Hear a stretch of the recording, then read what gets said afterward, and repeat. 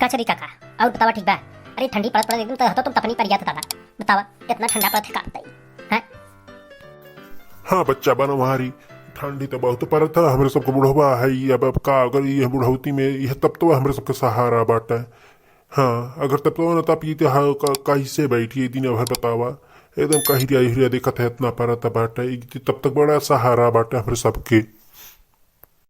अरे सुखिया आलू लुलावे भूज दिया तपनिया में तब तवा बरत है तो थोड़ा मजा लगी आलू के हैं। हाँ ले आओ भैया कालियाँ गा रहे आने भाजी बहुत बिगड़ी रहे हम। हाँ मोटकी भाजी हमें बिगड़ जाए ना कहीं कि हम आलू ना देवे तो सबको तब तपे तो सब दिन भर तब तो तपत है बैठ के। हाँ गोरू उनके चारा वारा ना लावे के बाटे। हाँ करे भाई सुखिया मेरा रुन का का है ठंडिया भरा नहीं तो एकदम मैना खरीद हाथिन हरदम यार तपत ना ऊपर एकदम तप तप तो ना तपे देती हरदम ठाए रहती।